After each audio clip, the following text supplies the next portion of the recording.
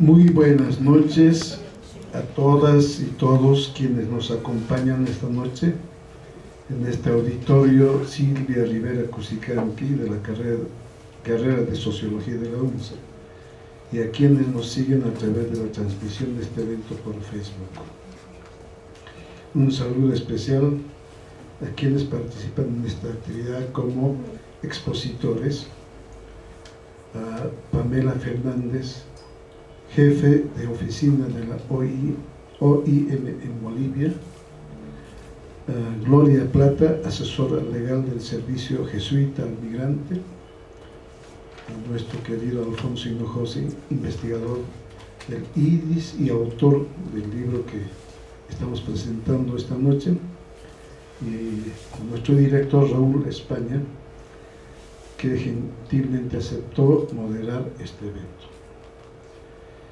A nombre del Instituto de Investigaciones Sociológicas Mauricio Lefebvre y del Observatorio de Migración Transnacional de la Red Bolivia Mundo, quiero darles la más cordial bienvenida al coloquio Bolivianos en Chile, Migración, Trabajo y Fronteras. En el marco de este evento presentaremos la investigación publicada Circuitos Migratorios de Bolivianos en Chile, Movilidad, Fronteras y Políticas. Esta investigación fue desarrollada por Alfonso Hinojosa, investigador del IDIS en la gestión 2023. Y para su publicación en el formato de libro contamos con la valiosa participación del Observatorio de Migración Transnacional de la Red Bolivia Mundo. Sin más preámbulos, cedo la palabra al profesor Raúl España para comenzar con el coloquio y la presentación del libro. Muchas gracias. Muchas gracias, Constantino, director del Instituto de Investigaciones Sociológicas. Antes que nada, un cordial saludo a quienes nos acompañan en la testera, a Alfonso, el investigador del IDIS, a Pamela Fernández, jefe de la oficina de la OIM, a Gloria Plata, asesora legal del Servicio Jesuita del Migrante. Bueno, tenía que también estar en esta testera el viceministro de Relaciones Exteriores, Elmer Catarina, ¿no? Pero parece que ha tenido algún contratiempo en estos días tan complicados en el país. Me imagino que otras tareas llaman su atención, ¿no? Pero bien, de todas maneras también saludar a todos los presentes, a los colegas docentes de la carrera de Sociología, a los compañeros estudiantes, al público asistente. También un saludo muy especial a quienes nos siguen a través de la transmisión de las redes del IDIS y de la carrera de Sociología. Entonces, vamos a dar inicio al coloquio Bolivianos en Chile, Migración, Trabajo y Fronteras, marco de la presentación de la investigación publicada titulada Circuitos Migratorios Laborales de Bolivianos en Chile, Movilidad, Fronteras y Políticas, realizada, como ya les decía, por Alfonso Hinojosa, investigador del Instituto de Investigaciones Sociológicas. Este evento ha sido organizado con el objetivo de visibilizar la actual migración laboral boliviana hacia la República de Chile a partir de identificar, dimensionar, analizar y caracterizar el impacto y los desafíos en torno a esta importante movilidad creciente en los últimos años. También buscamos, como es política del Instituto de Investigaciones Sociológicas, propiciar un espacio de encuentro entre operadores de políticas, sociedad civil y academia, con el propósito de que la investigación que presentamos contribuya con datos e información actualizada y rigurosa al mejor conocimiento del tema y a su tratamiento en diferentes ámbitos. Hemos solicitado a nuestros invitados que puedan abordar el tema del coloquio sobre la base de sus conocimientos y los hallazgos del estudio que se expresan en la investigación, presentando la información más relevante de la investigación, circuitos migratorios laborales de bolivianos en Chile, movilidad, fronteras y políticas. Este estudio se realizó en la gestión pasada, el año 2023, como parte de las investigaciones extracurriculares del Instituto de Investigaciones Sociológicas, y en esta investigación también participó como auxiliar de investigación la universitaria Vanessa Quispe. Bien, hecha este pequeño preámbulo antes de iniciar la presentación de Alfonso, ¿no es cierto? Vamos a iniciar con esta presentación del libro con Alfonso. Alfonso, como ya les decía, es investigador del Instituto de Investigaciones Sociológicas, es sociólogo, es máster en Ciencias Sociales, docente e investigador especialista en migración. Actualmente coordina el programa de investigación sobre migración del Instituto de Investigaciones Sociológicas, es autor de varias publicaciones, entre otras, trayectorias poblacionales en y desde La Paz, de la migración interna a la construcción del sujeto político transnacional, publicación del 2019, Familias bolivianas transnacionales en España, publicación del 2011. Bien, voy a ceder la palabra entonces a Alfonso para la presentación del libro. Adelante, Alfonso. Muchas gracias, muy buenas noches con todos y con todas. Es un gusto estar aquí presentando este textito, esta investigación que realizamos el año pasado bajo el título de Circuitos Migratorios Laborales de Bolivianos en Chile, ¿no? Más que una presentación del libro, estrictamente hemos querido hacer de este evento un coloquio sobre bolivianos en Chile, ¿verdad?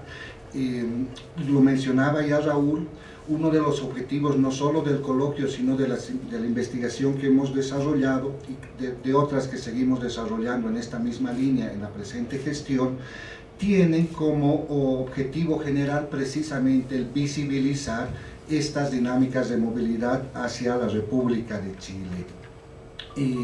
¿Por qué esto de visibilizar? Tiene que ver con estas trayectorias muy tradicionales que tenemos en el país de emigración al exterior, que acontecen en silencio, que acontecen bajo la mesa, podríamos decir, que no son visibilizadas pese a que cientos, miles de hombres, mujeres, jóvenes, niños se están desplazando en condiciones que consideramos no son las más óptimas, ¿no? Para emplearse en lugares también en condiciones bajo derechos restringidos. Pero antes de hablar de todo esto, me gustaría agradecer en primera instancia a Vanessa Quispe, no está acá. Vanessa Quispe fue la estudiante auxiliar que nos acompañó en todo el proceso de investigación. Aquí llega justo Vanessa. Qué bueno, le hemos llamado con pensamiento. Bueno, en primer lugar a Vanessa, que insisto fue la auxiliar de esta investigación. Agradecer también a todo el equipo del IDIS, en ese momento Raúl a la cabeza, Nadia, Mónica. Agradecer a un montón de compañeros y compañeras, a muchas compañeras aquí presentes que también han colaborado en la investigación a partir de experiencias propias de migración hacia Chile. Tenemos mucha juventud aquí en la universidad que está ligada a estas dinámicas migratorias hacia Chile, ¿no? Y que hayan permitido a partir de sus historias, a partir de sus experiencias, podido, ¿no?, colaborar para diseñar o perfilar un poco estos justamente perfiles de los jóvenes que están migrando hacia afuera, sobre todo mujeres, jóvenes, muy jóvenes, algunas con su primera experiencia migratoria, pues ha sido muy significativo. Agradecer también a la red de Bolivia Mundo, a quien su fundadora, Chris Kruger, que sin ella no hubiésemos tenido no solo la publicación física del libro, sino también años de apoyo a la investigación a partir del Observatorio de Migración Transnacional, ¿no?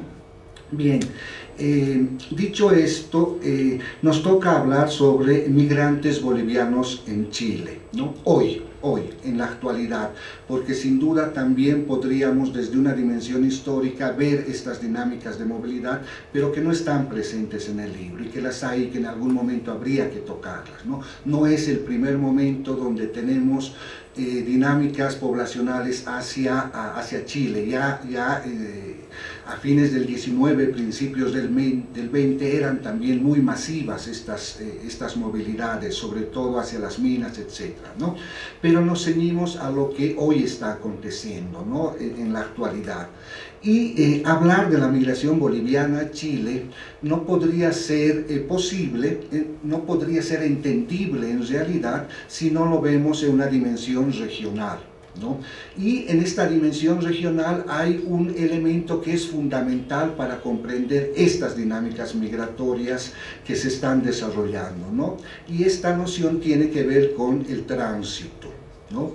Con cómo Bolivia en los últimos años se ha convertido en un espacio de tránsito precario además, ¿no? Y este tránsito se lo entiende a partir sobre todo de las movilidades de los últimos 8 años, o entre 8 y 10 años, movilidades que a nivel regional y extrarregional han impactado y siguen impactando a nuestros territorios, ¿no? Estoy hablando de la migración venezolana, ¿no? Que, insisto, hace unos 8 años, en diferentes momentos, en diferentes oleadas y con características propias de cada uno de estos movimientos, se ha ido desarrollando a lo largo del continente y hacia otros continentes también, ¿no? No sería posible también comprender estas dinámicas hacia Chile sin pensar las dinámicas poblacionales en tránsito de haitianos, por ejemplo, ¿no? Que de manera más antigua han estado circulando por la región en un primer momento, 2010, 11, 12, hacia Brasil, hacia la Argentina, pero que en los últimos años se han reconfigurado sus trayectorias con destino hacia Chile. Lo mismo que venezolanos, lo mismo que haitianos, colombianos, ecuatorianos en menor medida también, ¿no? Entonces, lo que nos encontramos es un contexto regional de los últimos 10 años que articulan movilidades migratorias laborales antiguas, ¿no? Como la boliviana, lo vamos a ver ahorita, con nuevas modalidades en rutas y en trayectos, en corredores comunes, ¿no? Muchos de ellos, muchas de estas infraestructuras, muchas de estos corredores o rutas migratorias hacia Chile fueron construidas o constituidas a partir de la migración boliviana, pero también han sido fuertemente impactadas con esta presencia regional venezolanos o extrarregional de haitianos y han sufrido procesos de reconfiguración, ¿no?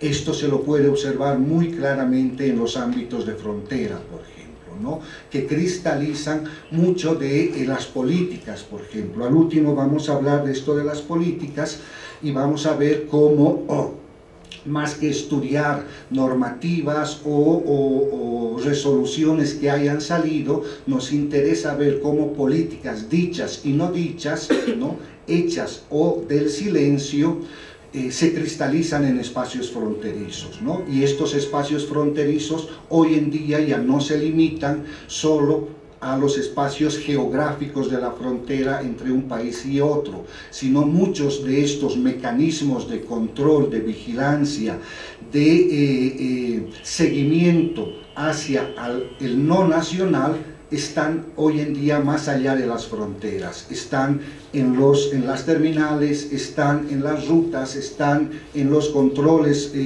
con la policía caminera, etc., ¿no?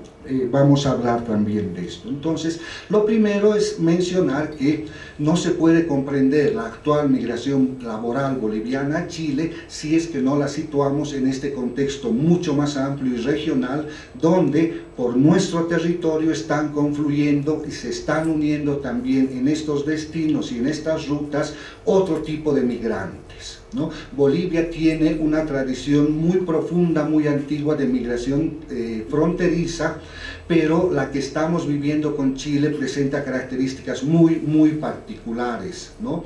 Y que tienen que ver no solo con las características que vivimos como región o como país, sino con las características que a nivel mundial vivimos, sobre todo a nivel de políticas, ¿no? Políticas securitistas, el tema de mayor control policíaco, militar, etcétera, en las fronteras, o en definitiva la construcción de muros, ¿no? Como en el caso del norte, o en nuestro caso específico con Chile, el cavar zanjas, ¿no? Para evitar esos desplazamientos o contenerlos. Entonces nos encontramos en estas movilidades antiguas y novedosas trayectorias migratorias que hoy en día confluyen hacia Chile, ¿no? Hacia Chile, y que, como les decía, tienen ciertas particularidades. En la frontera Bolivia con Chile, en los últimos 7-8 años, han muerto más de 60 personas cruzando esta frontera, la mayoría de ellas mujeres.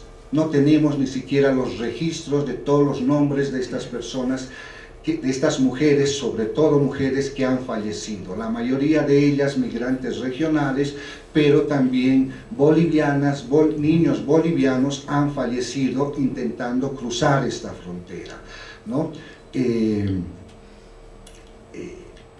Un segundo elemento que considero que es fundamental para entender estas dinámicas migratorias tiene que ver con tanto la perspectiva teórica como metodológica que hemos asumido para dar cuenta de estas movilidades, ¿no? Lo primero tiene que ver con seguir el movimiento, ¿no? Es decir, nos interesaba dar cuenta de las dinámicas de movilidad que articulan estos dos espacios, Bolivia como lugar desde donde salen esta mano de obra, y Chile, el lugar donde van a encontrar los nichos laborales, pero no nos interesaba hacer un diagnóstico clásico, socioeconómico, etcétera, sino sobre todo de los migrantes, sino precisamente seguir estas dinámicas de movilidad, seguir el movimiento, ¿no? En los últimos años, una de las nociones que en el ámbito de los estudios migratorios ha impactado y está impactando más, precisamente tiene que ver con la noción de movilidad, ¿no?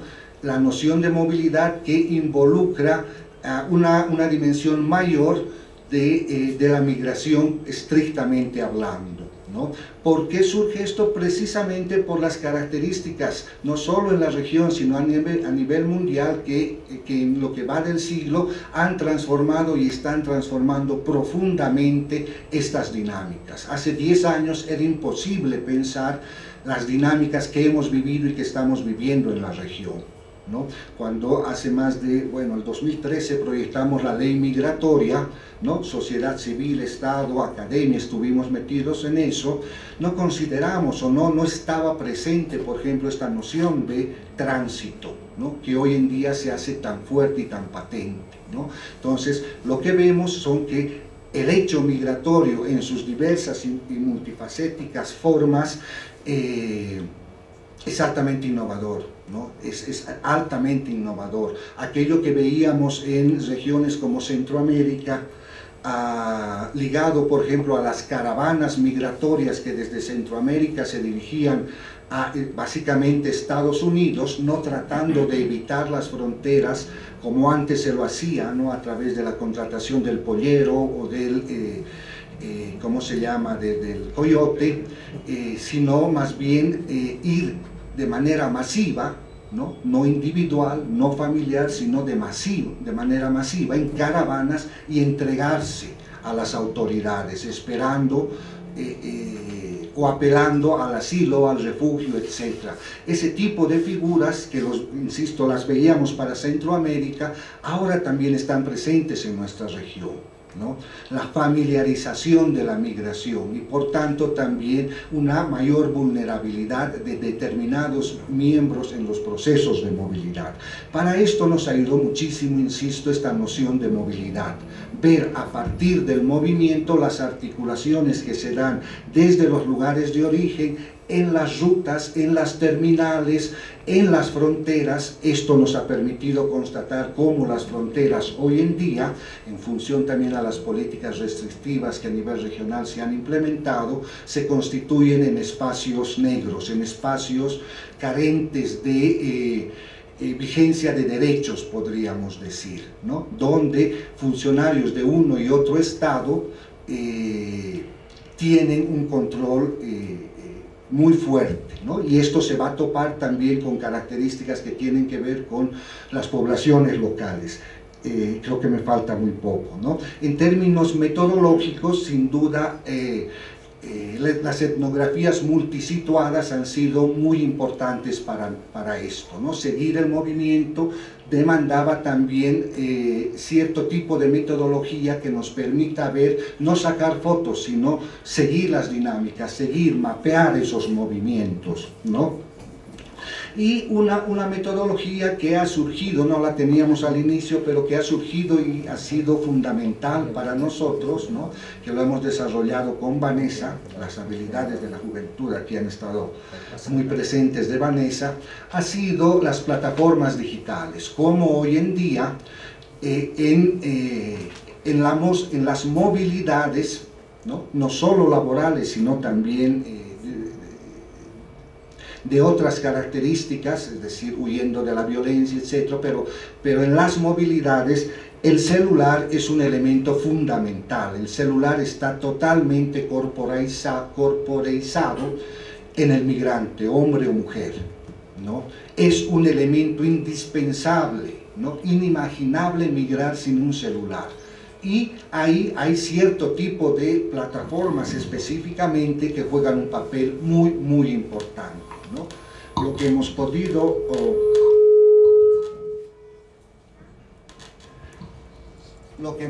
evidenciar es, por ejemplo, cómo la plataforma del TikTok juega un papel central no solo en la comunicación y en la movilidad, sino también en el adquirir trabajo, en el buscar trabajo, es decir, es un instrumento de búsqueda de trabajo, ¿no? Un otro concepto que también es fundamental, ha sido y es fundamental para nosotros, tiene que ver con el concepto de infraestructuras de la migración que Xiang y Linkis manejan, sobre todo en los estudios de la migración china, ¿no? Asiática, para dar cuenta cómo a lo largo de estos procesos de movilidad se van articulando una serie de elementos que son los que posibilitan, frenan o retienen o dinamizan estas movilidades, ¿no? Entre estas infraestructuras de la migración, sin duda vamos a encontrar el tema de las rutas, los corredores, el transporte, ¿no? Que ha sido algo muy importante que hemos seguido, es decir, cómo dábamos cuenta de estas movilidades siguiendo el transporte, ¿no? Esto nos ha permitido, sobre todo en capitales como Cochabamba, Santa Cruz, La Paz, El Alto, hacer un mapeo y un seguimiento del transporte internacional, pero no solo del transporte internacional vía buses, ¿no? Que van hacia Chile, sino también los llamados surubís, y quizá ahí hemos encontrado o están uno de nuestros hallazgos más importantes de cómo la articulación de estas movilidades de surubís, etcétera, permite ahorrar tiempo, y cómo el tiempo es un factor fundamental, no solo para este tipo de migración hacia Chile, que es de una migración muy rápida de tipo circular, sino también cómo cohesiona estas dinámicas migratorias, ¿no? Hasta hace 2 años atrás, buses internacionales hacia Chile solo salían de Oruro, ¿no? Hoy en día, desde Cochabamba, desde Santa Cruz, tenemos buses no solo hasta el norte de Chile, sino desde Santiago de Chile hasta Oruro, por ejemplo, ¿no? Eso ya nos está dando la dimensión de estas dinámicas migratorias.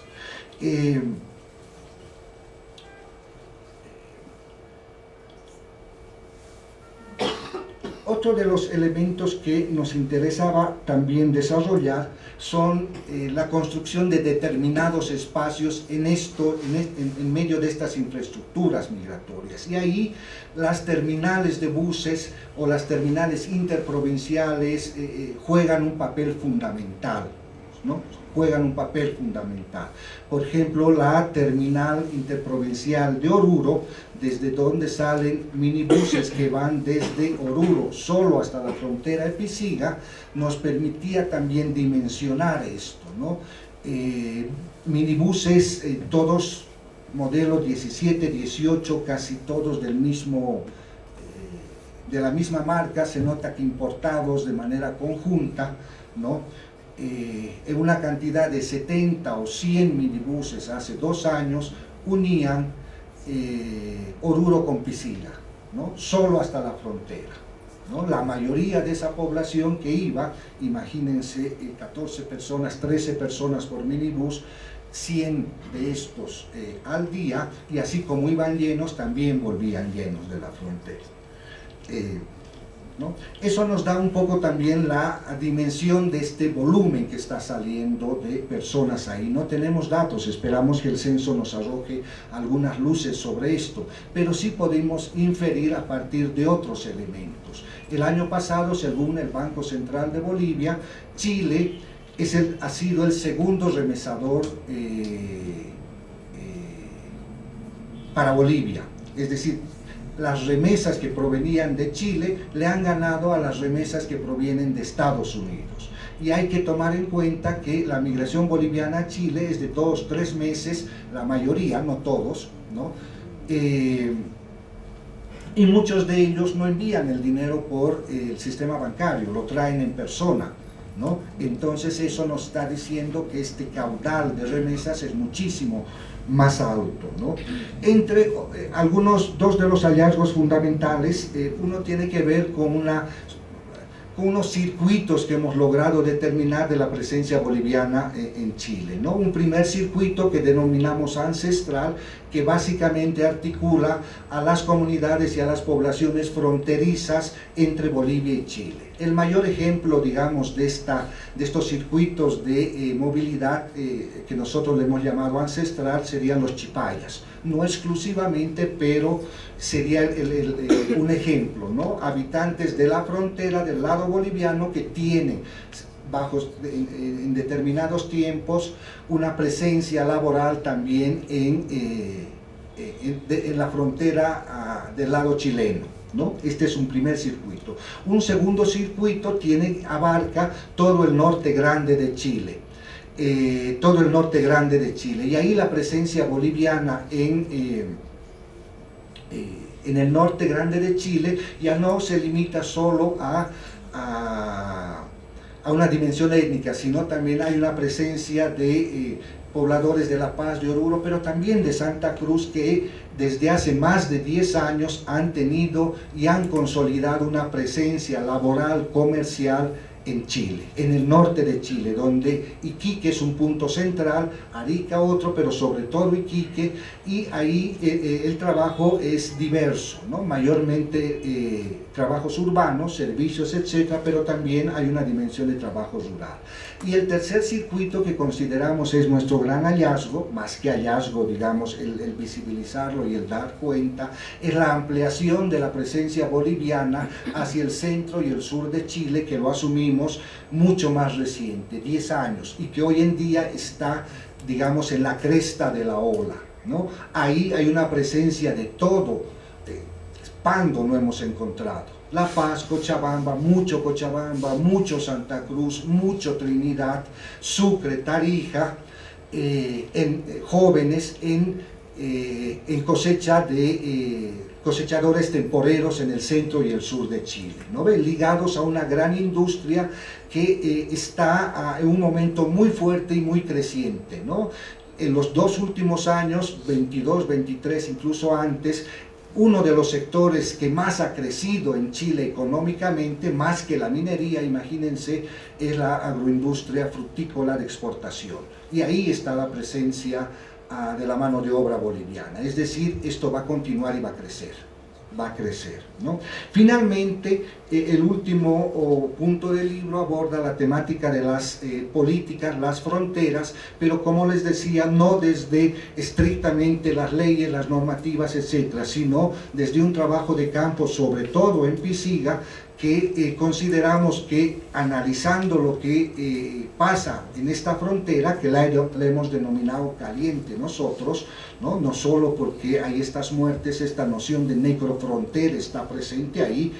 En Argentina, en Brasil, ¿no? Con la migración boliviana en estos países nunca surgió necrofrontera, nunca surgieron coyotes, ¿no? o polleros, gente que se ocupe de hacer pasar, ¿no? En esta frontera sí, ¿no? Entonces ahí en este tipo de situaciones cristalizamos, visibilizamos estas políticas que, insisto, en muchos casos son políticas no dichas, son políticas del silencio, son políticas del mirar a otro lado, ¿no? Como es el caso de las políticas sobre el tránsito, ¿no?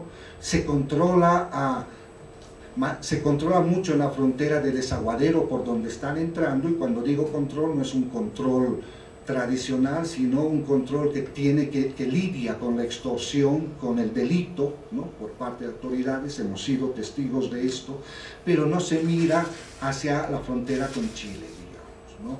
Entonces estas políticas que yo les llamo del silencio, del no hablar, del no venir, del no dar la cara, tienen que ver con esto, ¿no? Bueno, eso es un poco lo que les puedo comentar. Mil disculpas por haberme extendido. Gracias. Gracias, Alfonso. Vamos a hacer la palabra a Gloria. Primero a Pamela, jefe de la oficina de la OIM. Adelante, Pamela. Muchas gracias, Raúl. Realmente voy a tratar de hacer muy breve la presentación. Y les voy a pedir que me permitan en algunos casos leer, porque hay algunos conceptos en los que realmente quisiera que haya mucha claridad. Primero quiero comenzar, saludando, ¿no?, a Raúl. Muchas gracias por la invitación, por permitirnos compartir este espacio, este diálogo. Por supuesto a Gloria, asesora legal del Servicio Jesuita. En muchas oportunidades hemos tenido la chance de trabajar de manera conjunta, respetamos mucho esta institución y agradecemos el servicio que hacen. Y por supuesto al autor del libro, Alfonso Hinojosa, con quien también tengo el gusto de conocerlo personalmente, pero también de haber compartido alguna vez algún intercambio, y es refrescante, Alfonso, la mirada que tú tienes, la preocupación y la importancia que le das a la migración, porque es un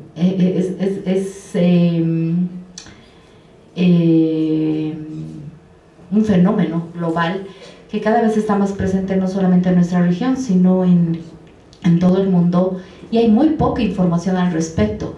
No sé si es porque generalmente se habla de flujos migratorios, y un flujo es un flujo, puede ser muy dinámico, muy variable, y por otro lado porque, al igual que el cambio climático hace 50 años, todo el mundo cree, como tú dices, que es invisible, pero no es invisible porque afecta a las personas, afecta a las familias, y eventualmente también tiene un efecto en las comunidades de acogida.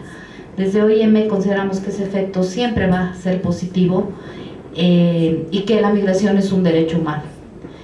Pero por el otro lado, también la no migración forzada es un derecho humano también. Y en ese sentido va a ir mi exposición, para que veamos los aspectos de protección y qué es lo que implica. Yo me imagino que mientras Alfonso nos comentaba todos los capítulos del libro y cómo habían sido construidos y qué reflexiones contenía, no sé si por la mente de alguien ha pasado cuál es el circuito migratorio de la persona desde la decisión de migrar y todo lo que esto implica en su vida y en la vida de sus familias. Si ustedes se ponen en el lugar de cualquier persona, no sé aquí cuántas personas están pensando en que posiblemente quisieran, hay tantas razones para migrar, que seguramente a más de uno se le ha pasado por la cabeza el pensar en que puede dejar el país temporalmente, definitivamente, pero no sé si también se han puesto a pensar todas las consideraciones de lo que eso implica. Voy a ser muy breve y tampoco quiero dejar la oportunidad de saludar a Jime de la Defensoría. Qué gusto tenerte aquí, Jime, aliada estratégica, permanente, constante en este camino. Y por supuesto también mi reconocimiento a Vanessa Quispe, coautora de este gran libro. Nuevamente, como OIM, valoramos mucho el esfuerzo y valoramos mucho la generación de esta evidencia, Alfonso. Tal vez muy brevemente me voy a referir a lo que implican los derechos humanos en la migración internacional. Y me quiero referir primero a que los derechos humanos son intrínsecos a cada persona. ¿Esto qué quiere decir? Que una persona en ningún momento, en ninguna situación y en ninguna circunstancia pierde sus derechos humanos.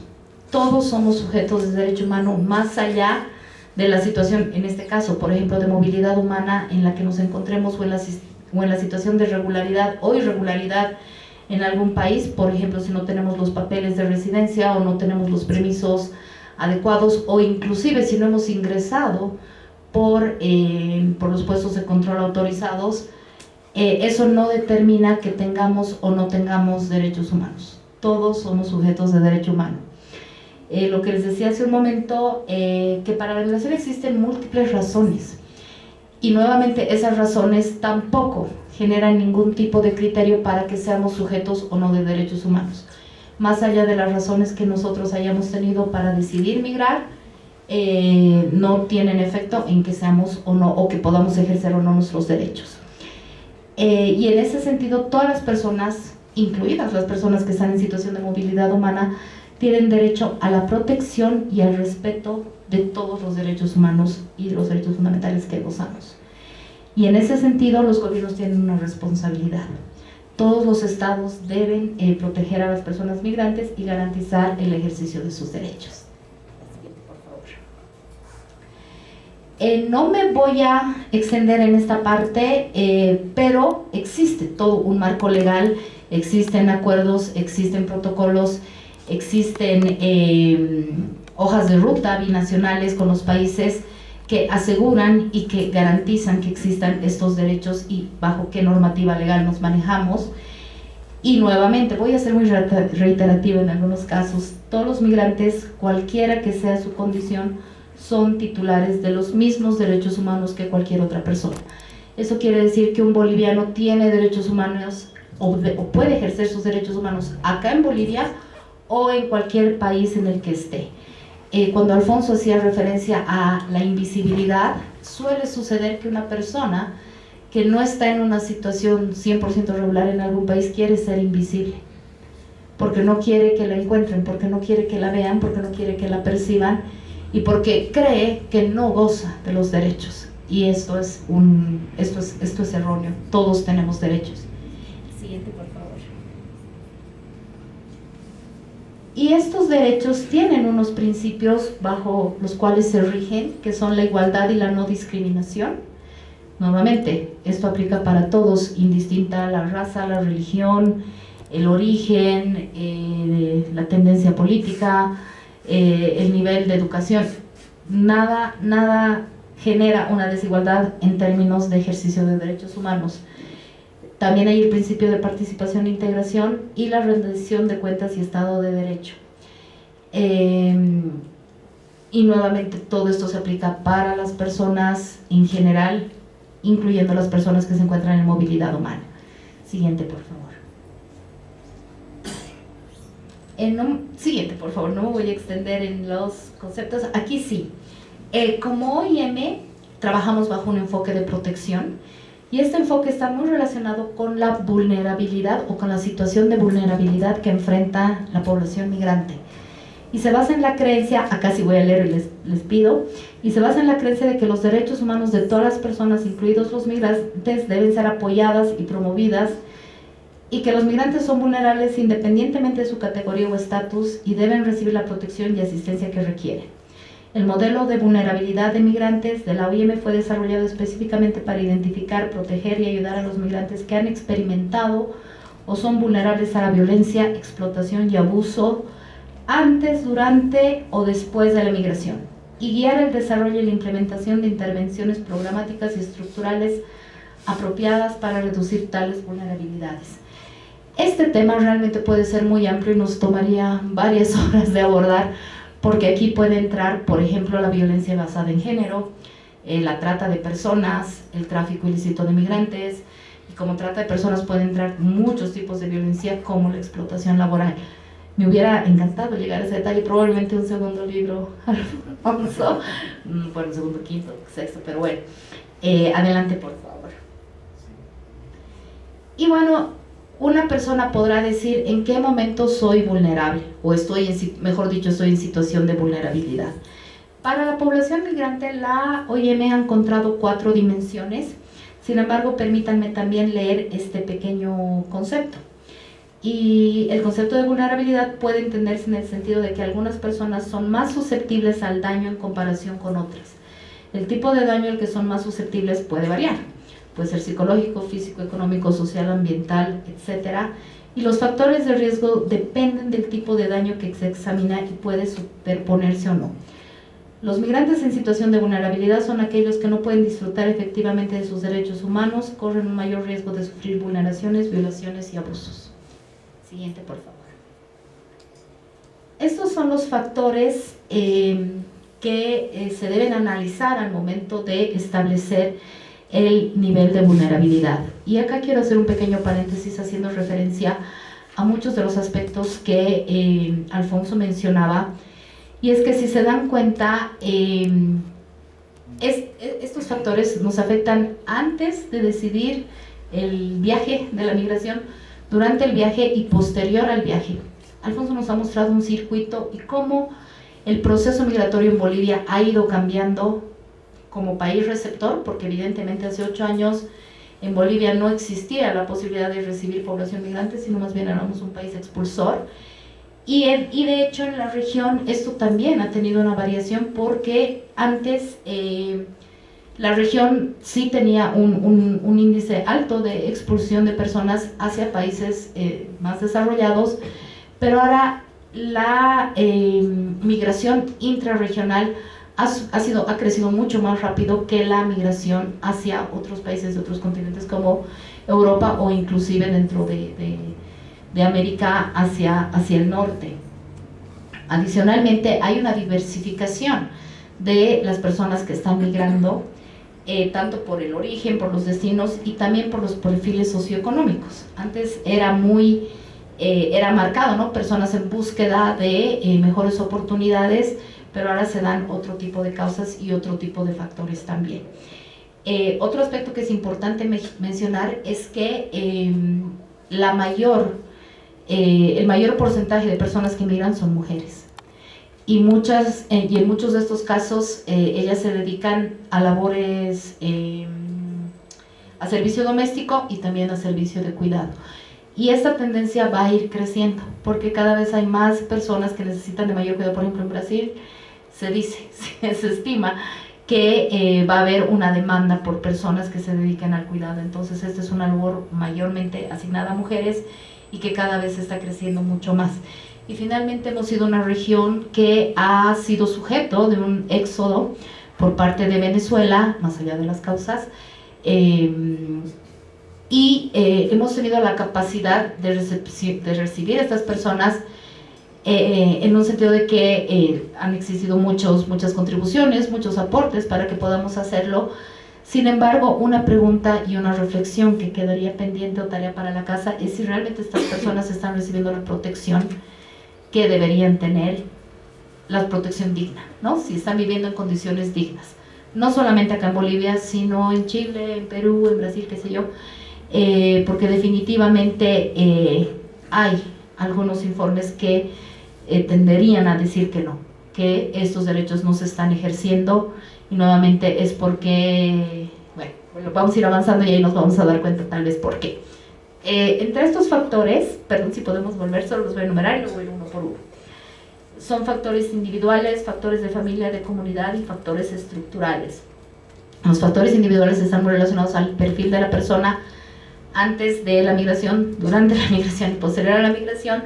lo propio para su familia, como ha sido antes. Hay personas que han sido víctimas de violencia en el mismo seno familiar, y que eso hace que tengan estén en cierta situación de vulnerabilidad, y que eso también impulse o motive a su decisión de emigrar.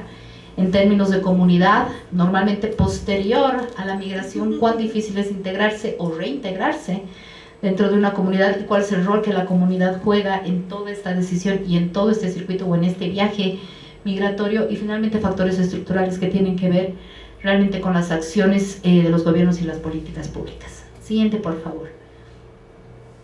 En este tema de la identificación de personas en situación de vulnerabilidad, bueno, primero, el primer paso, por supuesto, es identificar a una persona migrante en situación de vulnerabilidad, y más o menos, ¿qué querría decir esto? Que es muy diferente una persona, por ejemplo, que va a viajar por estudios y que tramita el permiso de viaje, la visa de estudios, tiene una beca, tiene una universidad que lo va a aceptar, inclusive puede viajar acompañado, o alguna familia o amigo lo va a recibir en el otro país. Es muy diferente esas condiciones a las condiciones de una persona que, por ejemplo, entra por un paso irregular, que quiere ser invisible, que no tiene papeles ni siquiera de origen. Hay muchas personas que llegan acá a Bolivia y que ni siquiera tienen un carnet de identidad de su país. O niñez acompañada o no acompañada, que por la regulación de ciertos países hasta cierta edad no pueden tener un documento de identidad y llegan sin papeles. Por supuesto que son sujetos o son sujetos en riesgo de de ser posibles víctimas de trata, porque si yo no tengo documentos puedo estar acompañado de cualquier persona y no tengo cómo comprobar que no es un familiar mío, que no es tutor, que no es mi papá, no es mi mamá. Entonces las condiciones son muy difíciles. Entonces se parte de una identificación, y muchas veces en ese proceso se debe determinar qué tipo de asistencia y protección. En muchos casos es necesaria la asistencia y protección inmediata. Si es que han sido víctimas de algún tipo de violencia, que también se puede identificar, se procede a una entrevista y a una certificación del estatus, ¿no? Si está en situación irregular, si está en situación regular, y en función de eso se debe proporcionar una asistencia inicial. Posteriormente se debe hacer un análisis de la respuesta que va a necesitar. Posteriormente les voy a mostrar lo que implica ciertos perfiles relacionados justamente a lo que mencionaba anteriormente, las 4 dimensiones para la determinación de la situación de vulnerabilidad, y ahí se verá qué tipo de respuestas necesita esta persona para finalmente entrar a un proceso de integración o reintegración. Integración en el caso de que el proceso migratorio haya concluido y esté y en el lugar de destino que quería estar esta persona, o en el caso de que retorne al país, que también se da esos procesos. Hasta aquí, mientras yo leía el libro de Alfonso, me daba cuenta de cómo es posible que en toda esta generación de evidencia y todas las políticas que normalmente que se están trabajando en el país, haya ausencia en muchos casos de este enfoque de protección. Porque normalmente sí las leyes tienen los procesos jurídicos, administrativos, procedimentales que se debe seguir, pero en muchos casos hay ausencia de este ejercicio de derecho. ¿Cómo humanizamos nuestras leyes? ¿Cómo humanizamos nuestro comportamiento? Una persona pasa llega al control migratorio, y cómo el servidor público que la va a atender puede además identificar en qué situación de vulnerabilidad está. Probablemente nadie se pregunta si esa persona ha comido, no ha comido, si ha sido víctima de violencia. Nos preocupamos de que tenga el carnet de identidad, de que no tenga ningún tipo de antecedente policial, incluso revisamos que tiene su equipaje, pero realmente no vemos a las personas como humanos. Me imagino que en algún caso será la persona que dice, bueno, si yo me pongo a hilar más fino y encuentro que sí ha sido víctima de violencia, puede tener que trabajar 5 horas más y mejor no, ya le pongo el sello y que pase nomás, no lo sé. Pero todo eso como sociedad creo que es importante que podamos reflexionar y que podamos analizar, más aún siendo servidores públicos o trabajando en el tema. Siguiente, por favor. Bueno, como les mencionaba, los principios de la protección están muy relacionados obviamente a los derechos humanos, a protección legal, física, social, humanitaria y bueno, muchas más. No voy a hacer mucho hincapié en esto para no extenderme en el tiempo. Siguiente, por favor. Y aquí, bueno, pido disculpas, esto yo lo tengo de una presentación de mi oficina, está en inglés. Mil disculpas, pero voy a tratar de explicar a qué se refiere esta gráfica. Y se refiere al rol que todos tenemos dentro de cada una de estas, no solamente identificación de vulnerabilidades, sino de respuesta hacia estas vulnerabilidades. Y están, por supuesto, las autoridades de gobierno, están, por supuesto, los proveedores de servicios muy relacionados al sector privado, y también están las personas que directamente, los stakeholders o las instituciones que se dedican a esto, ¿no? Y en el caso de los factores que pueden hacer a una persona más vulnerable o no, y que son muy similares a las de familia, así que no las voy a repetir, están obviamente los medios de vida, la situación financiera, la educación, la salud, la nutrición, la situación de pobreza en que se encuentra, si es que tiene documentación, la seguridad con la que ha viajado, si es que es sujeto, si es que ha habido protección para niños, si es que es niño, el cumplimiento de las leyes laborales, si es que es sujeto de eso, nuevamente antes, durante y posterior. Por favor, la siguiente, pero es bastante similar porque es el caso familiar. La siguiente, por favor. En el caso de la comunidad hay muchos factores, hay algunos antecedentes adicionales, ¿no? Los medios de vida y el empleo, qué tipo de empleo o qué tipo de actividad económica tiene la comunidad de origen y tanto la comunidad de destino, empresarial, de empleo, de asociaciones de negocios, en términos de comunicación, qué tipo de comunicación existe en la comunidad, los actores humanitarios y de desarrollo, quiénes se hacen cargo de esto, las autoridades de gobierno, los miembros mismos de la comunidad, la capacidad de servicios que existen. Aquí quiero hacer un pequeño paréntesis, por ejemplo, con las comunidades de origen. Entre las causas de migración existen, por supuesto, no solamente las habituales, ¿no? Búsqueda de mejores oportunidades, de trabajo, de mejorar la situación económica, sino también temas de cambio climático, por ejemplo, que evidentemente van a decantar eventualmente en una situación complicada, económica, porque muchas personas, sus medios de vida justamente radican en agricultura, en los bosques, etc.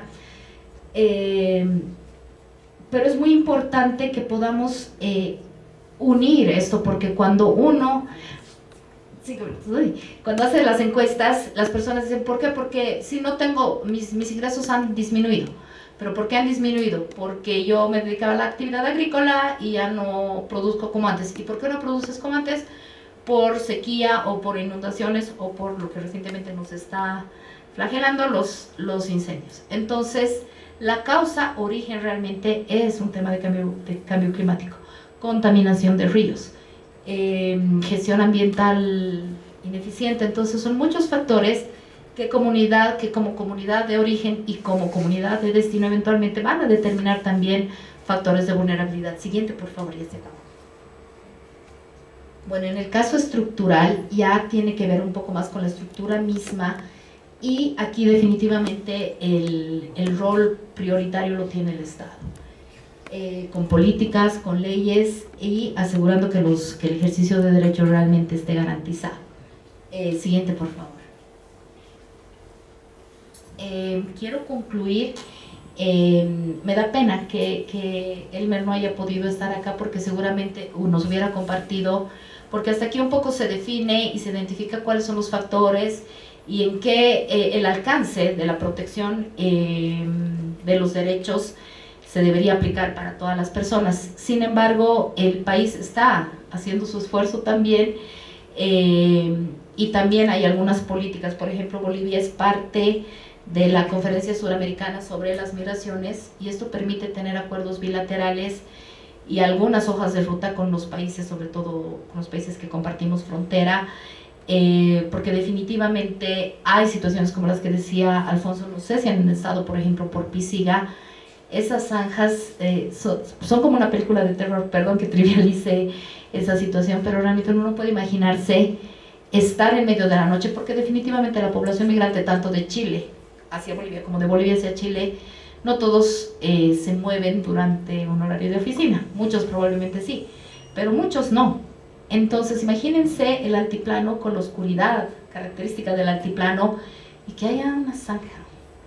Todas las cosas que pueden ocurrir entre el silencio, porque uno nuevamente quiere ser invisible, el temor, el miedo, los traficantes de las personas que hacen tráfico ilícito de migrantes. Entonces es complicada esa situación, esa fotografía yo creo que es muy apocalíptica y requiere de la acción no solamente de las instituciones que tenemos el mandato de precautelar o de proteger los derechos de estas personas, sino de los estados y las políticas públicas que puedan implementarse regionalmente.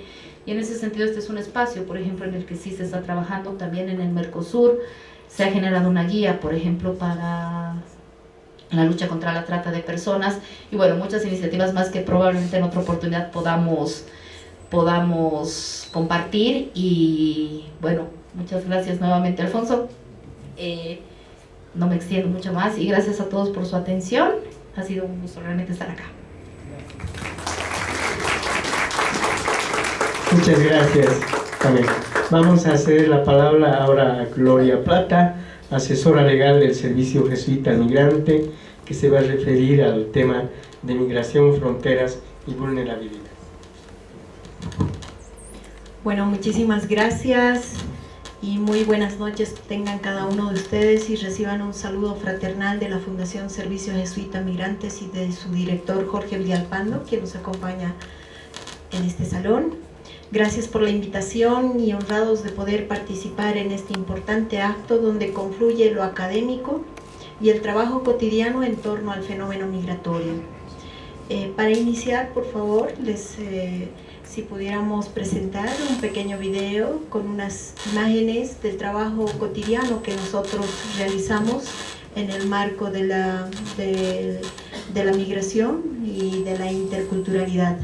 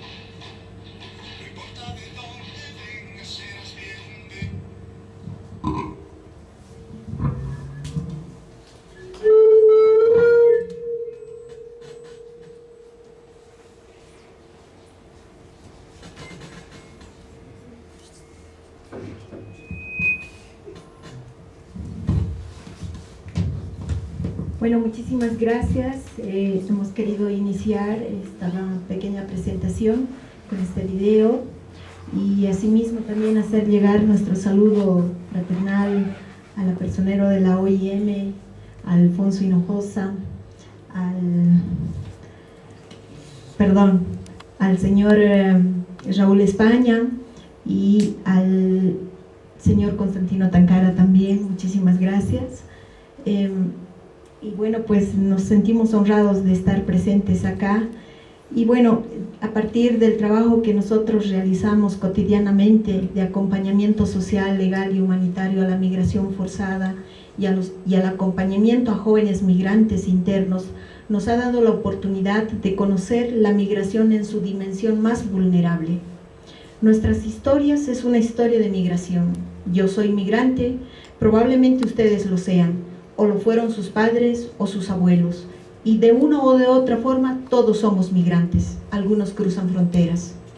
La mayoría de los migrantes forzados ingresan a los países sin documentación y a veces sin otro apoyo más que sus propias fuerzas.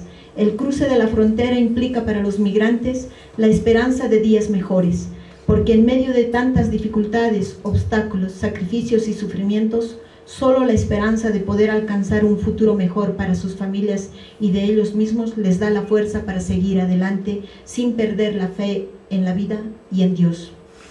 El Servicio Jesuita Migrantes brinda atención a migrantes de todas las nacionalidades en territorio boliviano como a bolivianos en territorio extranjero. Es así que a partir de la suscripción del convenio bilateral Mercosur Bolivia-Chile en septiembre del 2023, hemos aunado esfuerzos con nuestros pares en Chile para acompañar a migrantes bolivianos efectuando orientación y asesoramiento legal para su ingreso y permanencia regular en territorio chileno.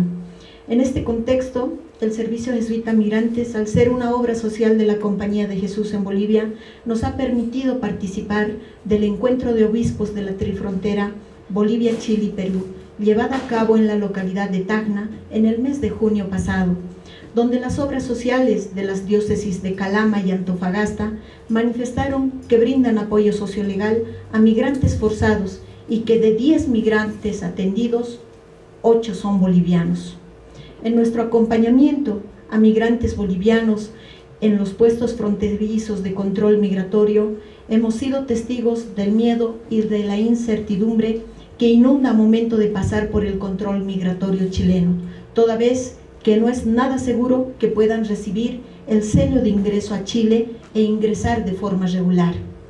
Por otra parte, el trabajo que se realiza con jóvenes y adolescentes en las unidades educativas situadas en áreas periurbanas de la Ciudad del Alto, con el programa Jóvenes Rompiendo Fronteras, se viene promoviendo una cultura de hospitalidad con enfoque intercultural y migratorio en una ciudad multicultural. Esta labor se realiza a raíz de que el Servicio Jesuita Migrantes ha identificado a los y a las adolescentes y jóvenes indígenas migrantes internos como la población etaria de mayor vulnerabilidad, que son por una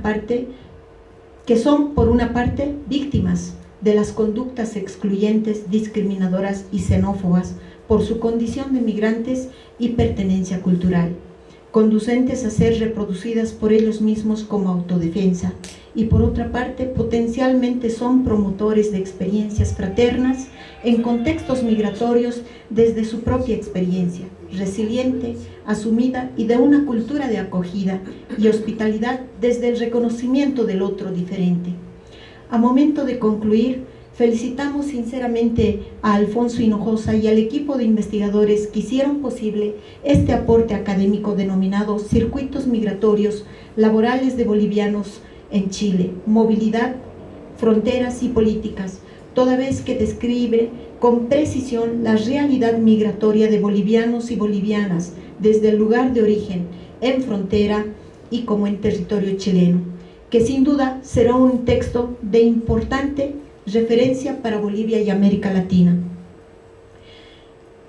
En este pequeño prefacio queremos transmitirles todo lo que nos motiva como SJM Bolivia a seguir trabajando en pro de los migrantes forzados y de los jóvenes a los cuales nos debemos en la ciudad del Alto.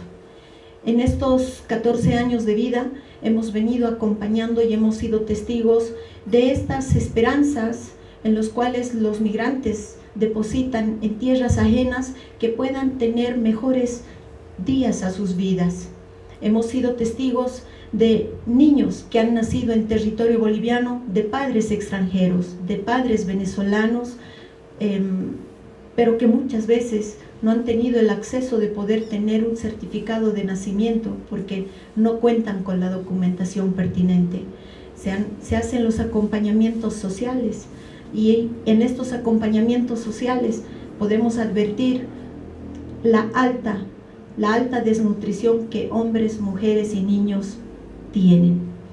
Y a ellos prestamos nuestro servicio como si fueran uno más de nosotros bolivianos. Desde los pocos recursos que contamos, hemos dado lo mejor de nosotros, no por echarnos flores les manifiesta esta situación, sino que los mismos migrantes, estas personas que acuden a nosotros, muchas veces solo quieren ser escuchados o solo requieren un abrazo antes que un pan, o muchas veces quieren un pedazo de pan porque después de 2 días de caminata o después de un largo viaje no han probado bocado y no han tomado un vaso de agua. Entonces este camino, este acompañamiento legal, social y humanitario es de carácter humano. Nuestro trabajo se enfoca en seres humanos. Muchísimas gracias por su escucha, su atención, y a seguir adelante, Alfonso Hinojosa, y con todo el equipo de investigadores y a la carrera de Sociología y de la UNSA, muchísimas gracias, a seguir adelante y que sea en buena hora. Muchísimas gracias por su atención. Muchas gracias. Vamos a abrir ahora un diálogo con ustedes. Hemos escuchado la presentación de Alfonso acerca de la evidencia trabajada o producida por la investigación sobre los circuitos migratorios laborales de bolivianos en Chile. Hemos escuchado el marco general, digamos, de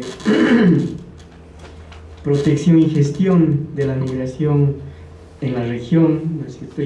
Y las tareas que el Servicio Jesuita al Migrante desarrolla en apoyo a esta población vulnerable, ¿no? Creo que hay intersecciones bastante interesantes entre las 3 exposiciones, ¿no es cierto? La complejidad que representa el apoyo a esta población vulnerable, el tema de hasta qué punto podemos hacer incidencia en el cumplimiento de estos acuerdos, de estas metodologías en términos de protección a partir de evidencias concretas sobre la problemática migratoria, ¿no? En ese sentido, entonces, yo cedería la palabra al público para que podamos hacer un diálogo con los expositores o ampliar, ¿no es cierto?, algunas cuestionantes que ustedes tengan, algunas preguntas que ustedes puedan desarrollar sobre los temas que se han presentado. Bien, tienen la palabra. Adelante, por favor.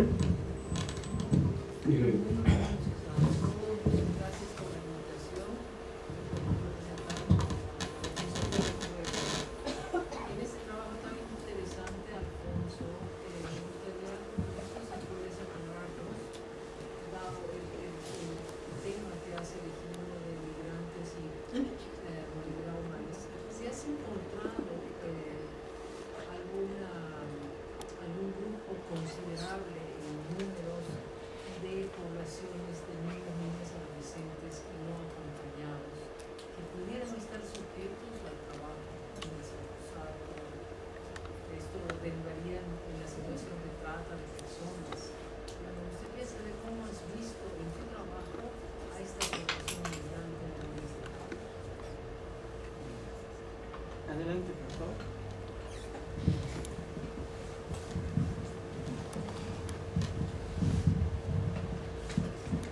Bueno, primeramente un saludo para todos, para todas, muy buenas noches. Indudablemente el tema de la migración es un tema muy importante y como dicen en la exposición hay incluso migrantes forzados que lamentablemente tienen que partir a otro país porque tal vez la situación económica, el trabajo, la falta de trabajo que uno vive en su propio país no le da pues las posibilidades necesarias para superarse o para tener una vida mejor, ¿no?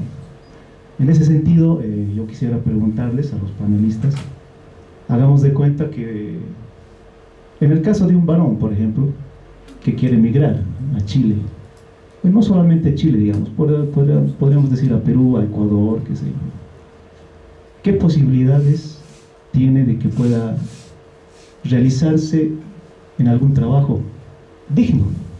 Porque tal vez en su país no encuentra un trabajo digno donde pueda realmente superarse. Entonces, yo algo más concreto podríamos decir, cuando uno migra a Chile, por ejemplo, ¿qué opciones de trabajo tiene? Esa pregunta sencilla quisiera que me respondan, porque la parte económica es fundamental. Y yo creo que muchas personas, incluso con la situación que estamos viviendo actualmente, la crisis económica y qué sé yo creo que muchas personas deben estar pensando por emigrar a otro lado, ¿no? Sabiendo que la economía informal o todo el trabajo informal, tanto que hablan los economistas y qué sé yo, es el 80%. Un subempleo para sobrevivir. Entonces, porque todos queremos un trabajo digno pues en nuestro país, ¿no? ¿Verdad? Algo que realmente nos ayude a superarnos, y más, incluso si somos profesionales. Entonces, yo quisiera preguntarles eso. Muchas gracias.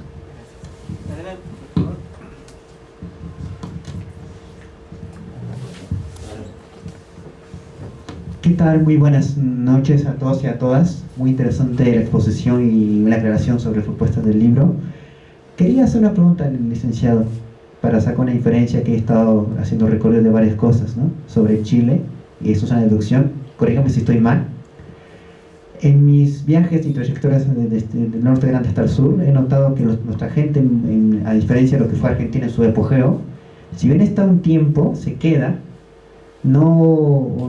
se queda, pero no tiene una intención de hacer una vida plena o una dedicatoria como definitiva, como fue Argentina en su época dorada, desde el 70, 80 hasta el 2010, por lo menos, esos años dorados, ¿no? Para toda Latinoamérica.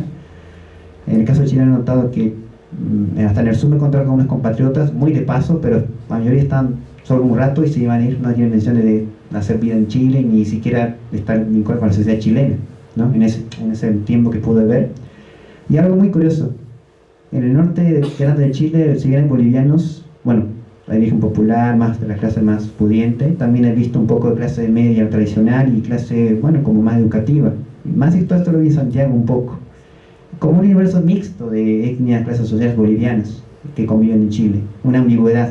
En cambio en Argentina, por menos del 85, se va una hipótesis, desde la época de la reunificación de MNR hasta el 2010, 11, que bueno, Argentina empezó a caer. La mayoría de gente boliviana es totalmente popular, de origen indígena, occidental, con sangre con un nivel educativo mucho más bajo. Eso no noté en Chile. Y obviamente en Chile, hasta el Norte Grande, tiene una comunidad muy urbanizada. Tú vas a Valparaíso o al sur de Chile, fuera de los temporeros, los bolivianos no existen, organizados como los haitianos, o en el caso más sorprendente, los venezolanos, que es increíble la cantidad de venezolanos que están en todo Chile. Prácticamente, ahora entiendo al chileno, no te puedes dejar esconder a los venezolanos en Chile, siempre están en todos lados, hasta en el lugar más inhóspito. Eso quería preguntar, si en el caso de nuestra gente en Chile, se quedan un tiempo y se van, la mayoría se devuelven aquí solo con el objetivo de hacer dinero, o como dicen en Chile, aprovechar la pega. Eso sería. Bueno, una de mis preguntas principales es que, como todos acá sabemos, el caso de la migración venezolana con respecto de la frontera entre Bolivia y Chile, algo que me tenía ahí la duda es cómo la migración venezolana llega a afectar a los locales, ya sea porque en esa frontera de por sí solo había movilidad comercial de algunos pueblos, Y quiero saber cómo llega a afectar la migración venezolana y algunas implementaciones del gobierno chileno con respecto a esto y en los locales también. Gracias. Buenas noches a todos, felicidades Alfonso, es muy interesante el texto. Pese a lo que ha ocurrido en la última década, creo que la percepción en Chile, sobre todo, de que el boliviano es el menor de sus problemas, todavía está presente. Venezuela, Colombia, Haití tienen un margen muy grande de conflictividad.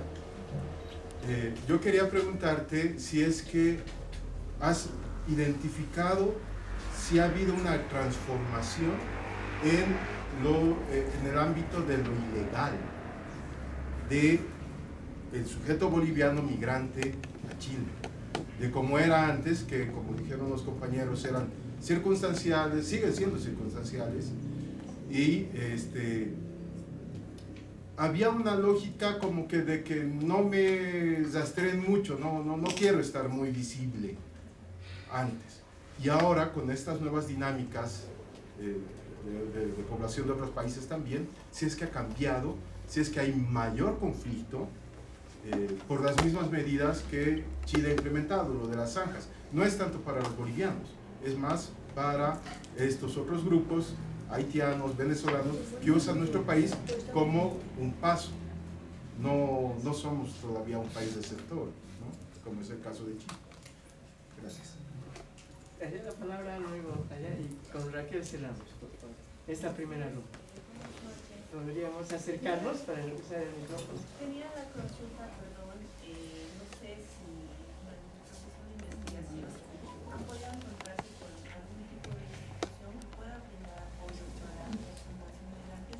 Personalmente, en mi trabajo yo estoy en contacto con personas en situación de calle y muchos de ellos, o casi su mayoría, no tienen documentos y muchos de ellos son personas migrantes, entonces hacer el seguimiento de ellos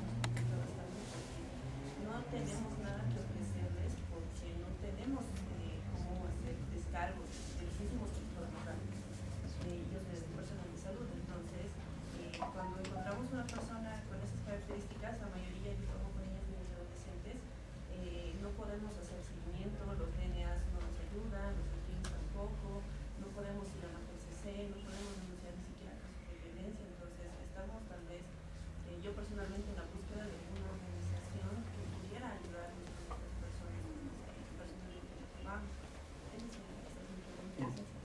Les pediría acercarse al micrófono por la grabación en redes para que podamos.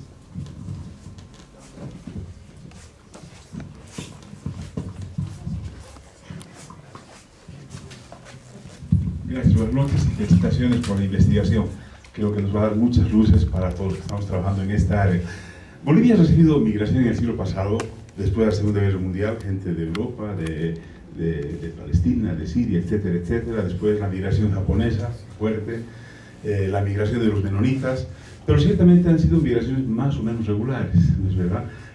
Con apoyo del gobierno de Japón, con apoyo del Comité Central Menonita, pero ciertamente esta nueva oleada es gente que está viniendo a la de Dios, buscando la vida de la mejor manera posible. Y ciertamente el gran desafío es la inserción, la integración en las comunidades. Porque si una familia no consigue insertarse, no consigue tener una cierta capacidad de ahorro o una cierta capacidad para mantenerse por sí misma, sin ser una carga para nadie, su final es volver a migrar. Y eso se entra en un círculo vicioso que nunca se acaba.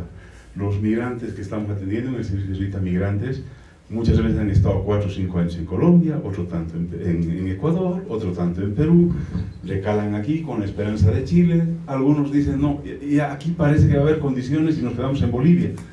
Son poquitos de los 4 millones de migrantes venezolanos. Aquí tenemos apenas 18.000, 20.000 habitantes venezolanos, ¿no es verdad? Y muchos están en ese círculo vicioso. No hay capacidad de ahorro, no hay capacidad para mantenerse por sí mismos. Es un alivio en la investigación que has hecho ver que en el caso de los bolivianos que van a Chile son temporales. Están 3 o 4 meses, terminan la cosecha, vuelven, traen sus ahorritos aquí y posiblemente al año volverán a ir. es una situación un poquito más optimista. Sin embargo, debe haber también muchos bolivianos que ya han perdido el horizonte de poder volver al país y estarán pensando en quedarse allá porque no les queda más remedio, por factores familiares, sociales, etcétera, etcétera. ¿Has encontrado algún elemento que facilite esa inserción en la sociedad chilena de estos bolivianos que están allá? No era el objetivo del estudio, pero posiblemente nos puedas dar alguna luz para ver si las políticas que estamos siguiendo en las instituciones que estamos trabajando aquí podemos encontrar algunas pistas para fortalecer lo que ya estamos haciendo o para implementar nuevos desafíos. Gracias.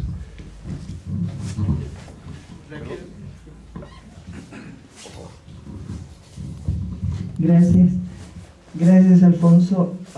Si bien he entendido, tú has dicho que la migración en este caso es una migración altamente femenina, ¿no? Entonces, en esa migración altamente femenina, me imagino que los elementos de vulnerabilidad son mucho más grandes. O sea, me gustaría saber en qué espacio trabajan las mujeres, en qué condiciones trabajan las mujeres, hacia dónde van estas mujeres. Las situaciones de violencia deben ser mucho mayores. Y segundo, el otro tema central es ver realmente en esta migración golondrina si eso les beneficia a las mujeres, porque finalmente las mujeres dejan sus hijos aquí o su familia y tienen que ir y volver en una ruta permanente. O sea, en esos testimonios, ¿qué te han dicho? Eso me gustaría saber. Pasaremos a las respuestas. Primero la pregunta común para luego que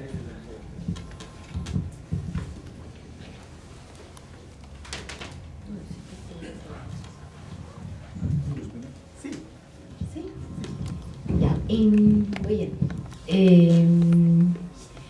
En términos, yo he recogido varias preguntas y en algunas sí me gustaría contribuir, aunque no han ido directamente, son más para el autor. En el caso, por ejemplo, voy a comenzar en desorden, perdón. En el caso de la diferencia entre la migración chilena y la migración hacia Chile y la migración hacia Argentina, yo creo que tienen que ver mucho con los procesos de integración que cada uno de estos países propone para la población migrante. En el caso de Argentina han habido una motivación especial en el caso del sector agrícola que ha permitido que muchos bolivianos, me imagino que de otras nacionalidades también, puedan, por ejemplo, acceder a la tenencia de la tierra en parcelas más pequeñas, en ciertas comunidades, y eso ha permitido que una segunda y tercera generación de bolivianos que viven en Argentina ya hayan podido acceder a estudios universitarios, e incluso existen ya personas que han establecido empresas propias. Normalmente el trabajo al que nos preguntaba qué pasaría una persona, a qué tipo de trabajo puede acceder, depende mucho de las condiciones en las que esta persona decida migrar. Por ejemplo, en el caso de profesionales se tiene que hacer todo un proceso de apostillado, por ejemplo, de los títulos y de validación. Eso definitivamente tiene un costo y de ninguna manera garantiza que las personas puedan ser absorbidas por el mercado laboral formal de cualquiera de los países. Normalmente la migración, digámosle forzada, en el sentido en que uno deja su país porque está en busca de mejores oportunidades, porque en su país ya no las encuentra, normalmente está relacionada con el trabajo manual, ¿no? de mano de obra, y eso dependerá mucho de las habilidades y destrezas que cada persona posee, así que es un poquito difícil dar como que una receta o decir exactamente o predecir lo que podría pasar, pero las condiciones van a variar dependiendo de las condiciones migratorias. Si una persona entra en una situación regular o irregular al país, si es que tiene permiso de residencia primero, permiso de trabajo, nuevamente si cuenta con los apostillados correspondientes, y si obviamente la profesión que tiene es demandada en el país de destino. Con relación a la migración transitoria o inconclusa hacia Chile, definitivamente en general en Bolivia hay mucho de este tipo de migración desde áreas rurales, desplazamientos internos, no de áreas rurales a las ciudades intermedias, a las ciudades capitales y posteriormente a salir fuera del país en busca de oportunidades, y normalmente sí se ve que es temporal, justamente en búsqueda de trabajo, y eso precisamente en algún momento también reflexionaremos sobre eso, es una evidencia que genera pobreza, ciclos de pobreza. Creo que por ahí me quedo yo.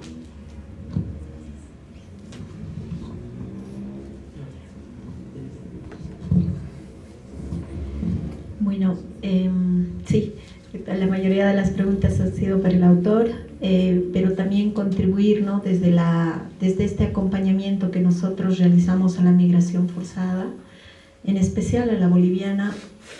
Lo que nos llama la atención y lo que hemos advertido es el plus que le ponen, ¿no? Los migrantes bolivianos cuando hacemos el acompañamiento de este recorrido del camino del migrante boliviano. Ellos van esperanzados en que van a conseguir un buen trabajo y que ellos tienen la etiqueta de que son excelentes trabajadores, ¿no? Ya el denominativo de los mismos empleadores, el solo hecho de que es de nacionalidad boliviana, les da una garantía de que va a ser un excelente trabajador. Entonces, esta etiqueta, pero en el buen sentido de la palabra, manifestarles de que van abrazados, ¿no? A que van a conseguir un buen trabajo, que van a poder mandar la remesa y que esta estadía temporera que están en Chile les permite subsistir también en Bolivia. Y es cuando dije que este aporte académico describe la realidad actual en que están viviendo los migrantes bolivianos y bolivianas, es real. Este texto recoge cada uno de los sentires de la situación que se vive en frontera, en el lugar de destino y en el lugar de origen. Por eso nosotros valoramos bastante este aporte académico, toda vez de que en el trabajo cotidiano no nos sentiremos solos, sino también acompañados con este aporte académico. Muchísimas gracias. Gracias. A ver, Jimena hacía referencia a la presencia de niños menores en estas dinámicas de movilidad hacia Chile. Sí, es muy fuerte, y ahí hay que distinguir entre los nacionales y los no nacionales, ¿no? Porque creo que las trayectorias no solo son distintas, sino también la nacionalidad va a pesar mucho acá, ¿no? En el tema más vulnerable, más extremo, yo diría, están los niños no nacionales. Como ha salido ya en las presentaciones, muchísimos de ellos no cuentan con documentación, han ingresado a Bolivia sin documentación y ese ingreso ha sido por desaguadero, ¿no? Y aquí no hay que olvidar un otro elemento que es fundamental. Tenemos en medio de estas dinámicas migratorias en los últimos años un gran hueco negro, un gran hueco enorme negro que es el periodo de la pandemia, ¿no? Recordarán que durante la pandemia se ha buscado la inamovilidad de las personas, situación que no se ha dado, ¿no? No se ha dado esto. En el libro hay un pequeño acápite que abordamos el tema de los migrantes que estaban retornando durante la pandemia y no les han permitido, ¿no? Ingresar al país, ¿no? Y a partir de eso también analizamos, no sé, un tema de políticas, etcétera. Pero esos migrantes estaban expresando también esas dinámicas, digamos, ¿no? En el caso de, hacía referencia a la pandemia, ¿no? Mucha gente ha seguido circulando entre nuestras fronteras durante la pandemia. ¿Cómo? Es decir, estaban cerradas las fronteras, ¿no? Han circulado por lo que se denomina pasos no habilitados, ¿no? Y eso en muchos casos les ha generado situaciones, no en muchos, en la mayoría de los casos, situaciones de irregularidad. Muchos han sido encontrados y devueltos y sus nombres figuran en las listas, digamos, deben pagar multas, etc. Estamos hablando de nacionales, digamos, ¿no? Para volver a esto. Entonces, a partir de la pandemia se arrastra, o muchos migrantes, hombres y mujeres, arrastran una condición de irregularidad a esto, ¿no? Cuando se abren las fronteras, se abren con muchas restricciones, ¿no? Y eso es algo que estamos viviendo hasta hoy en día. Políticas fuertemente restrictivas que antes eran rechazadas o por lo menos generaban rechazos en la sociedad, en los ámbitos, no sé, de la opinión pública, hoy en día esas políticas restrictivas son muy bien vistas por la población. Muchas de las restricciones ligadas a la pandemia, a las enfermedades, se han quedado instauradas, ¿no? No se ha vuelto a una situación anterior. Es más, como que se ha naturalizado muchas de estas miradas y acciones restrictivas, ¿no? Y sobre quién recae eso, con mayor fuerza estas políticas restrictivas, etcétera, sobre los menores, ¿no? Nosotros hacemos mucho trabajo, hemos hecho y lo hacemos todavía porque continuamos con el tema, ahorita voy a hablar de eso, mucho trabajo de campo en frontera, en Pisilla, ¿no? Y ahí podemos ver cómo familias, ¿no?, sobre todo extranjeros, pero también de nacionales, quedan estancados, ¿no? Son devueltos, no les permiten lo que mencionaban hace rato, ese sello, ¿no?, que les permita pasar, pero no se devuelven a sus lugares de origen, ¿no? Se quedan en estos espacios, se quedan en Pisilla un día, otro día, viendo cómo van a pasar. Esto es mucho más pronunciado y mucho más largo en términos temporales con los no nacionales, ¿no? Algo que también lo leíamos ya hace años en la literatura sobre tránsito referido a Centroamérica o a Europa, está pasando acá, ¿no? Los lugares de tránsito empiezan a ser lugares de permanencia. México es el mayor ejemplo de esto a nivel mundial, ¿no? Estados Unidos da recursos económicos a México para que contenga las migraciones en su frontera sur y eviten llegar a su frontera, digamos, ¿no? Eso que ha hecho de México, que era un país de tránsito, ese tránsito empieza a convertirse en estadía forzada en los primeros momentos y después, como mencionaban también ahí, buscando otras opciones, pero es una estadía forzada y altamente precaria. Eso lo podemos ver en Pisilla y sobre todo con menores, ¿no? Aquí el tema de los documentos es central. Ustedes desde la Defensoría lo conocen mejor que nadie, ¿no? Hay un universo hoy en día en Bolivia de niños que han nacido en Bolivia, de padres, lo mencionaban también, de padres extranjeros que están en el limbo. Son, ¿cómo se dice? Apátridas, ¿no? Son apátridas, no tienen. Entonces, es un tema complicado este. Y de los nacionales, yo creo que va en aumento la circulación de menores y adolescentes en estos procesos, a partir de algo que voy a explicar más adelante. Sobre el trabajo digno, ¿no? La búsqueda de trabajo. Normalmente la migración laboral, ¿no?, en los lugares de destino, en los nichos laborales, en los países de destino, ya está altamente segregada, ¿no?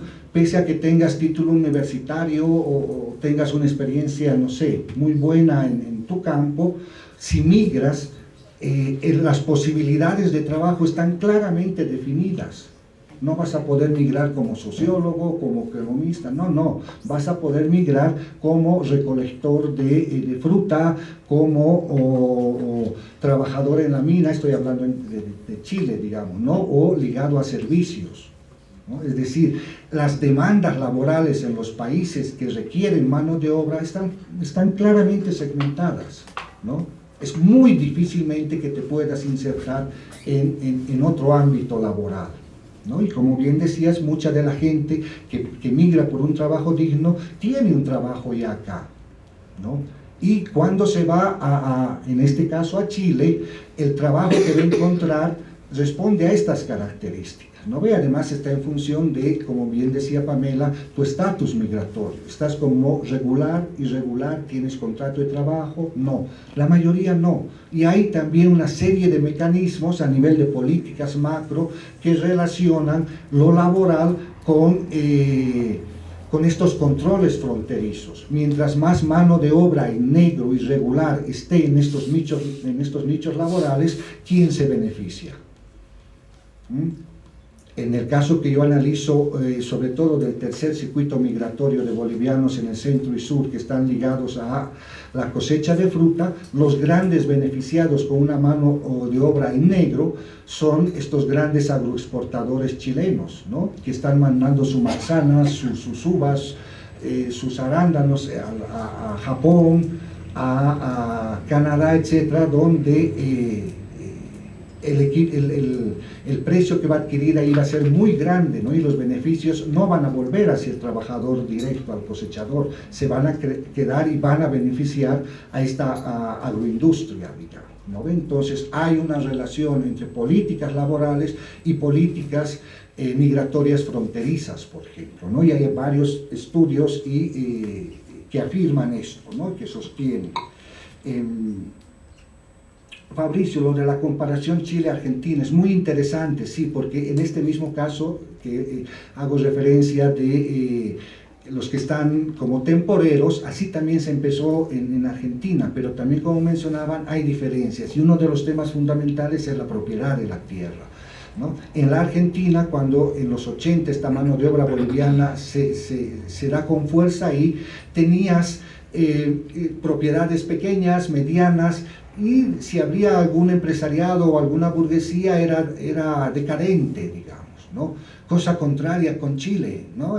La agroindustria exportadora chilena es altamente dinámica, está muy fortalecida, y además está habilitando hectáreas con mucho ímpetu, digamos, ¿no? Entonces la propiedad de la tierra ahí es algo muy complicado, y por tanto es un límite, yo creo, también a un límite y un reto para esta presencia boliviana. Lo que sí hemos podido constatar en visitas recientes este año a la región es que, por ejemplo, casi todos los contratistas de mano de obra en el centro y sur de Chile ya son bolivianos. Es decir, el agroindustrial chileno, ¿no? Se ha separado de la contratación de la mano de obra, dándole a un boliviano. Es el boliviano el que se está encargando de reclutar esa mano de obra, no solo en Chile, sino acá, para hacerla laburar, ¿no? Y como también muy bien decía, es una mano de obra altamente apreciada por lo laboral, ¿no? Alguien preguntaba también esto. Aquí, como no sé, en las nociones de lo étnico, etcétera, opera muy bien estas nociones de el buen migrante o el migrante no deseado, digamos, ¿no? En ese migrante no deseado estaría el venezolano, el colombiano, etcétera. Estoy generalizando por estos temas de seguridad nacional, pero si lo ponemos en relación con la cantidad, vamos a ver cómo hay un proceso también muy fuerte de criminalización del hecho migratorio, ¿no? Aquí lo hemos visto, en una investigación anterior hemos analizado, hemos hecho un trabajo hemerográfico, ¿no? Camille estaba, por ejemplo, ahí, ¿no? Con otros, y desde el 2016 hasta el 22 hemos revisado la prensa nacional, 3 periódicos de circulación nacional, respecto a ver qué decían sobre la presencia migrante venezolana, etc. 80% de lo que los medios, los periódicos reflejaban era delincuencia, ¿no? Según esas noticias no habían niños, no habían familias circulando por Bolivia, ¿no? Todo era delincuencial. Y ahí también vemos cómo hay una construcción mediática del migrante, ¿no? Ya para finalizar, sí hay un tema que sí me interesa a tocar y que tiene que ver con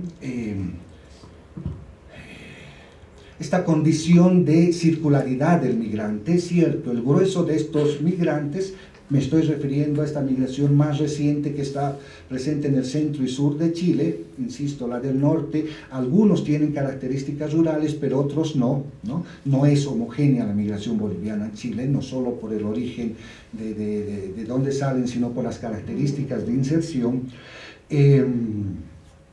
Sí son temporeros, pero empiezan a alargarse sus periodos de trabajo, ¿no? De ser 2, 3 meses, luego retornar a Bolivia para de pronto al otro año volver. Hoy en día esto se está acelerando y surge una categoría que no es mía, ¿no? Ya ha sido utilizada bastante, que es la de temporero permanente, ¿no? Parecería una contradicción, pero no.